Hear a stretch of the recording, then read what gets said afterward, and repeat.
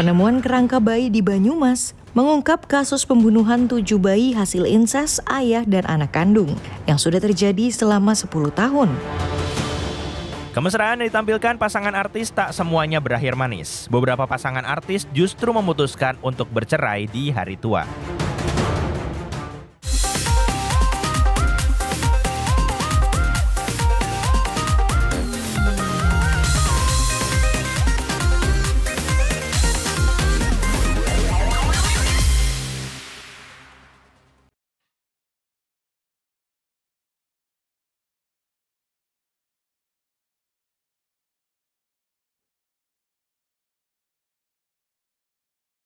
Perceraian di kalangan artis selalu menjadi perhatian publik.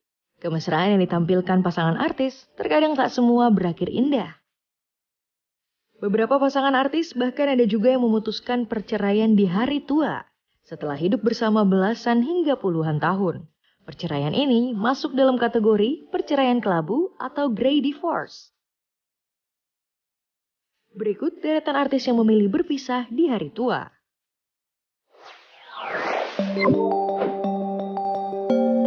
Puluhan tahun berumah tangga, Lydia Kandou dan Jamal Mirdad termasuk pasangan yang terlihat harmonis.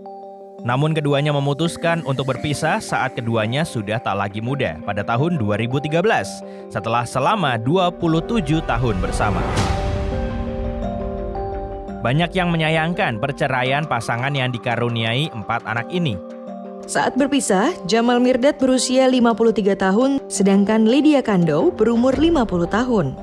Meski sudah berpisah, keduanya kerap kali terlihat bersama dan menghadiri momen bersama anak-anak dan juga cucu-cucunya.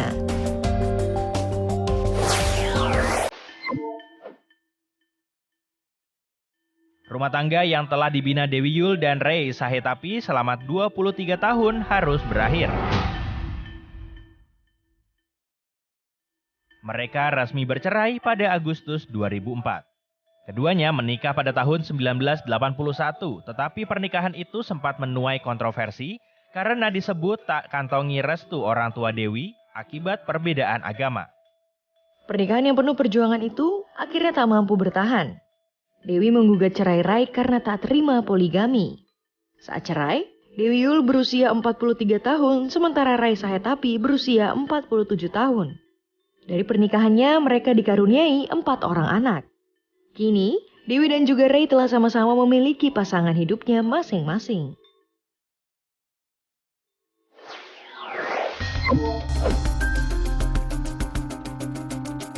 Fanny Bauti dan Mark Sungkar merupakan 2 selebriti senior yang populer di era 1980-an.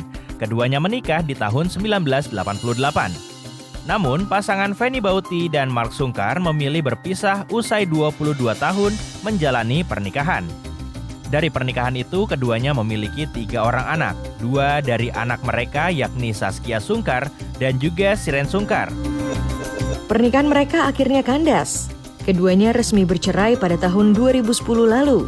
Saat itu, Mark mengungkapkan salah satu penyebab perceraian karena perbedaan pandangan tentang karir anak-anak. Kini keduanya sudah mempunyai kehidupan dengan pasangan baru mereka masing-masing.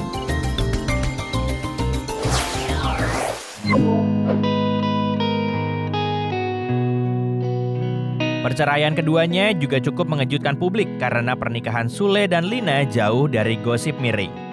20 tahun menikah, Pengadilan Agama Cimahi, Jawa Barat akhirnya mengetuk palu gugatan cerai yang diajukan Lina.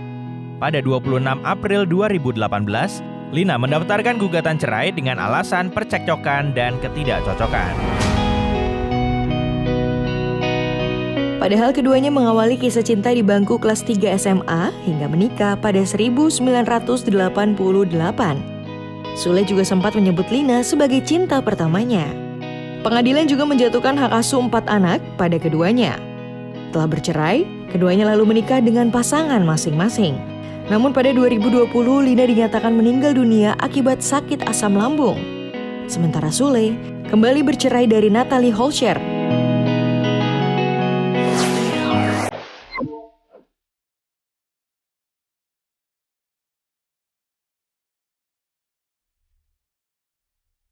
Masuk dalam kategori grey divorce. Jika perceraian terjadi setelah usia pernikahan, memasuki 20 hingga 30 tahun. Beragam hal bisa menjadi penyebab grey divorce, seperti kurangnya keintiman setelah kedua individu memasuki usia lanjut, perubahan gaya hidup, hingga tidak ada lagi tujuan pernikahan. They certainly have been known to carry more, or we have been known to carry more of the emotional burden in the marriage. And because I think traditionally we've been more dependent on our partners financially and socially and all of that, but no longer are to stay with an individual anymore, that may not be serving them. And I think we've given ourselves permission to know that we've grown out of an unhealthy, out of a relationship, or that a relationship could be unhealthy.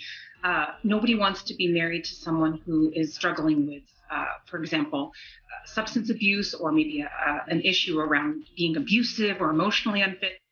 Tidak hanya itu, sejumlah pasangan artis lainnya juga ada yang memilih berpisah, meski sudah menjalani belasan tahun bersama pasangannya. Hal ini pun cukup mengagetkan publik.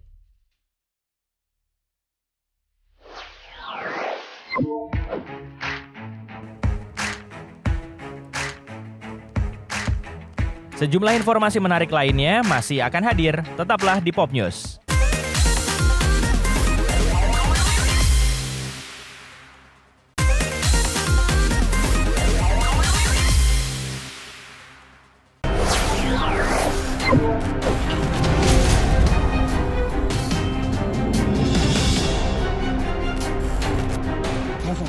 Masih ya Pak? Maaf Pak, Bu. Pak Rudi, itu kan anakmu sendiri, kenapa tega?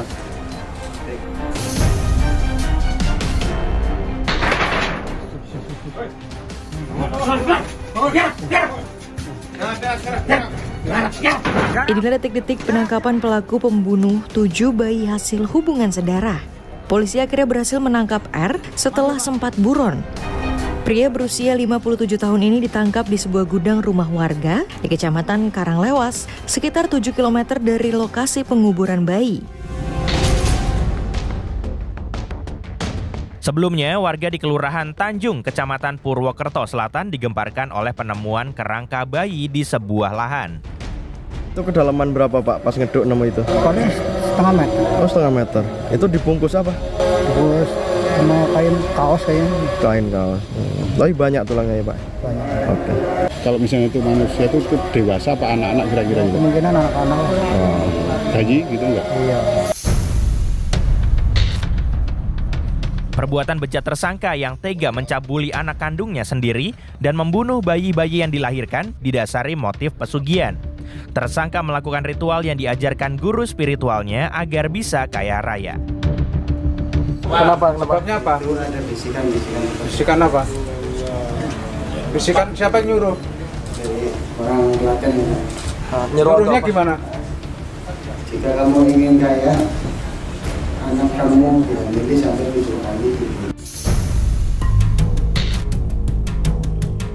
Hubungan sedara tersangka dengan anak kandungnya sendiri dilakukan sejak korban berusia 14 tahun. Korban dipaksa dan diancam untuk bersetubuh hingga hamil dan melahirkan. Dari 7 bayi yang dibunuh, 4 adalah perempuan dan 3 laki-laki.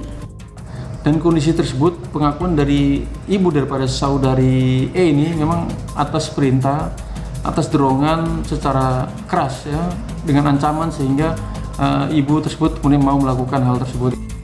Tersangka terancam pasal pembunuhan berencana dengan hukuman maksimal pidana mati.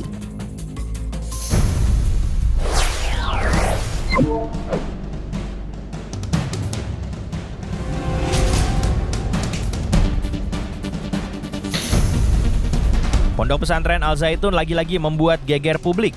Meski masih ramai dibicarakan dan jadi kontroversi, namun pada sholat Idul Adha kemarin, Ponpes ini masih saja menjalankan ibadah tidak sesuai syariat. MUI akan segera mengeluarkan fatwa terkait polemik ajaran-ajaran Islam di Ponpes Al Zaitun. Namun Panji Gumilang tak bergeming. Panji justru terang-terangan melarang anggota MUI masuk ke Al Zaitun. Kan sekarang Al-Zaitun melangkah sedikit saja kurang sopan. Nah, sampai dikatakan haram memasukkan ke Al-Zaitun.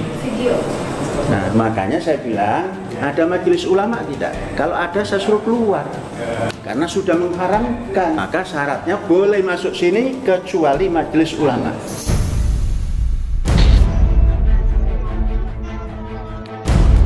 Atas kontroversi ini, Bareskrim Polri juga telah bergerak untuk mengusut adanya dugaan tindak pidana.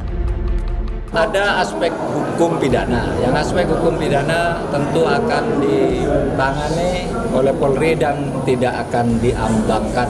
Tapi pondok pesantrennya kita akan evaluasi secara administratif. Ya, tindakan evaluasinya itu apa? Melihat penyelenggaraannya, melihat kurikulumnya, melihat konten pengajarannya, dan sebagainya. Sempat muncul desas-desus jika Ponpes Al Zaitun mendapat backup dari istana. Presiden Joko Widodo membantah kabar itu. Saya dong, istana. Enggak lah. Sabar lah itu Pak Menko Polhukam, Pak Menteri Agama sudah saya perintahkan untuk mendalami. Nanti kalau hasilnya sudah ada, saya sampaikan. Ya. Panji Gumilang tidak menampik jika selama ini operasional Ponpes Al Zaitun membutuhkan dana lebih dari ₹0,5 triliun. Namun sumber dana diklaim berasal dari hasil pengelolaan investasi kas dan anggaran dari masing-masing wali santri. Al Zaitun juga mendapat aliran dana bantuan operasional sekolah atau BOS dari Kementerian Agama, miliaran rupiah setiap tahunnya.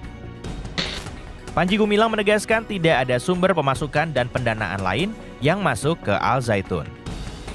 Kita di sini tidak banyak 1 tahun perputaran, baik untuk pendidikan maupun untuk pembangunan. Untuk tahun ini tidak terlalu besar, hanya 595,2 M per tahun.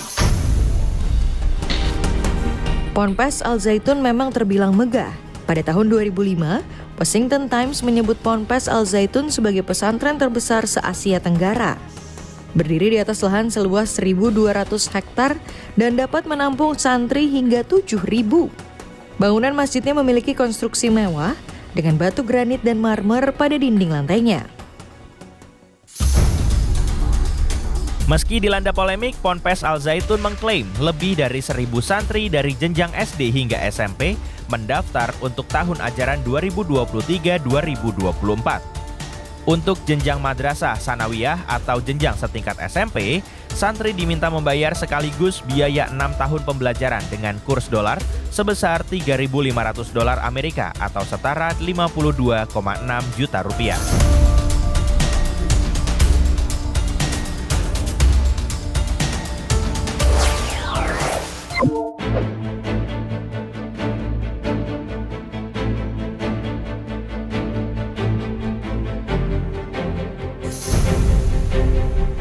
Inilah saksi bisu yang merekam detik-detik penculikan seorang siswa berkebutuhan khusus di Pamulang, Kota Tangerang Selatan. Korban merupakan anak laki-laki berusia 15 tahun, kelas 8 SMP. Siapa sangka jika guru sekaligus wali kelas yang sudah diamanatkan oleh orang tua untuk mendidik dan menjaga anaknya di sekolah, justru tega mendalangi penculikan muridnya sendiri. Penculikan bermula ketika korban sedang mengikuti kegiatan belajar di sekolah, tiba-tiba diminta pulang lebih awal oleh pelaku. Kepada korban, wali kelas yang juga guru olahraga ini mengatakan kalau orang tua korban sedang berada di Bandung dan korban diminta menyusul menggunakan mobil. Hal ini pun dituruti oleh korban. Korban menyusul dan menaiki mobil yang terparkir di sekitar lingkungan sekolah. Korban tak ragu dan tanpa paksaan masuk ke dalam mobil karena memang sudah mengenal dan percaya dengan pelaku. Peristiwa ini terjadi pada 21 Juni pukul 9.27 waktu Indonesia Barat. Sejak saat itulah korban dinyatakan hilang. Hilangnya korban awalnya diketahui oleh sang kakek yang menjemput korban pulang sekolah. Namun korban sudah tidak ada di kelas ataupun di lingkungan sekolah. Keluarga korban dibantu pihak sekolah memeriksa rekaman CCTV dan segera melapor ke polisi. Ya akhirnya ketemu CCTV di nggak jauh sekitar 200 meter dari sekolah anak saya itu kelihatan anak saya itu jalan kaki ke arah pulang sebenarnya gitu ya. Dan di CCTV yang kedua baru ketahuan ternyata anak saya masuk mobil putih. Tim yang melakukan pengejaran terhadap GF akhirnya berhasil menangkap GF dan juga menemukan korban anak di dalam rumah kontrakan di daerah Kemang, Bogor. Setelah diculik selama 30 jam, korban ditemukan dalam keadaan sehat. Selama disekap, korban mengaku tidak mengalami kekerasan dan diperlakukan dengan baik oleh pelaku. Saat ini, polisi telah menetapkan guru GF sebagai tersangka dan tengah mengejar 2 pelaku lain yang diduga merupakan pelaku utama. Kini, GF sudah diberhentikan dari sekolah. Para orang tua wajib waspada, tindak penculikan anak masih kerap terjadi dari lingkungan terdekat. Pelakunya terkadang justru sosok yang dipercaya.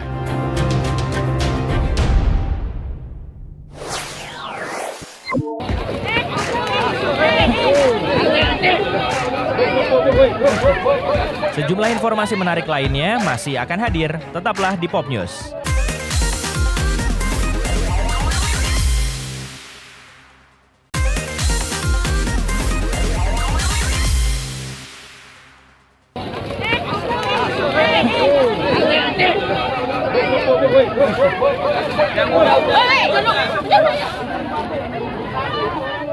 Para warga ini saling berebut minyak goreng, ayam potong, dan bumbu dapur yang dibagikan.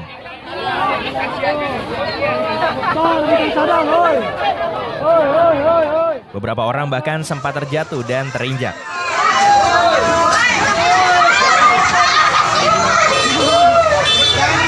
Pembagian minyak goreng dan ayam potong ini diadakan di Pasar Kalianda saat Menteri Perdagangan Zulkifli Hasan melakukan sidak.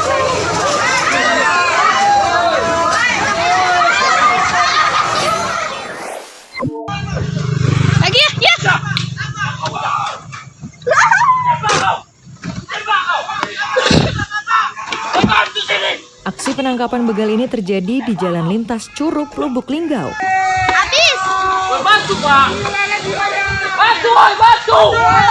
Polisi yang saat itu melintas langsung mengamankan pelaku begal. Namun pelaku pantang menyerah dan terus melawan polisi.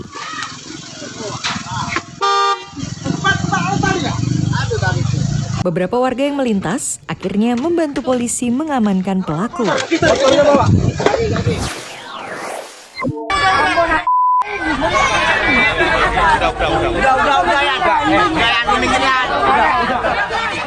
Pelaku begal motor ini ditangkap warga di Taman Kota Cengkareng.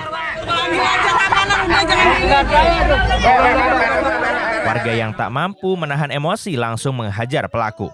Pelaku begal yang berjumlah 2 orang ini awalnya mengaku sebagai debt collector.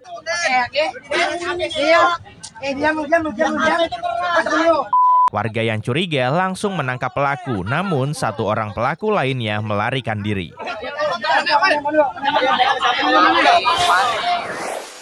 Nanti kan tempel lagi. Iya. Jangan gitu. Kita aja. Mundur, Pak. Mundur. Pria berbobot 200 kg ini terjebak di lantai 2 ruko konveksi di wilayah Gambir. Pelan. Geser itu, sambil geser. Evakuasi berlangsung dramatis karena kondisi akses keluar yang cukup sempit. Korban juga tak kuat lagi berdiri sehingga evakuasi dilakukan dengan tandu. Oke, sip. Lagi dikit lagi belum bisa.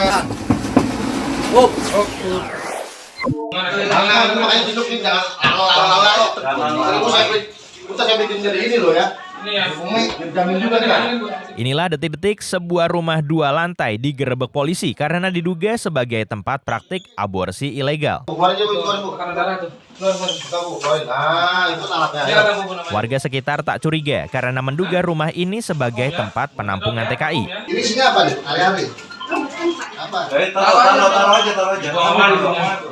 orang yang terdiri dari terduga pelaku serta sejumlah pasien ditangkap polisi.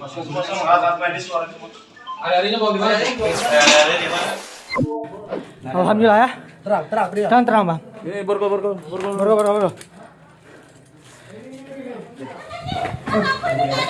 Ini apa nih? Ini nggak bersalah dia enggak. Ini punya rumah Ibu kan?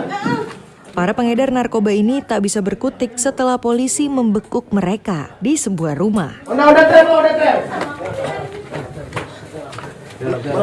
Barang bukti berupa 2,2 kg sabu yang dicampur bedak langsung disita.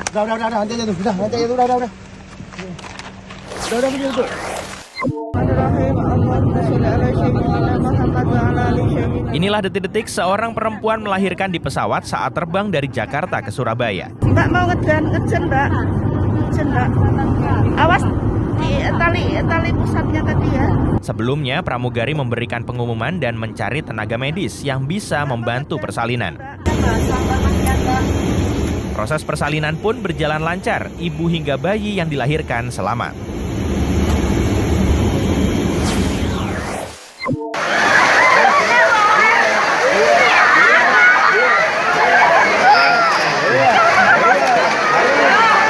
Ribuan warga ini berebut nasi ancak atau ancakan.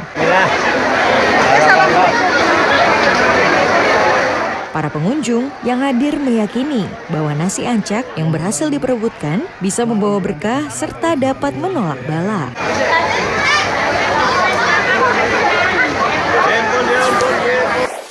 Tapi ku ngamuk saudara-saudara di tengah jalan tol. Waduh, sapi. Seekor sapi yang akan disembelih ini lepas dan berlari ke jalan tol Jembatan 3 Penjaringan. Akibatnya jalan tol Jembatan 3 sempat mengalami kemacetan panjang. Sapi kabur. Paling galak sapi, kencang paling galak. Seekor sapi ini mengamuk saat hendak disembelih. Tarik. Sapi tersebut sempat berputar-putar hingga membuat beberapa panitia yang memeganginya ikut terseret. Akibatnya satu panitia kurban terluka di bagian kaki. Tarik. Informasi ini mengakhiri Pop News edisi hari ini. Jangan lupa tetap saksikan Pop News hari Sabtu dan Minggu pukul 9:30 waktu Indonesia Barat. Tentunya hanya di Kompas TV. Terima kasih dan sampai jumpa.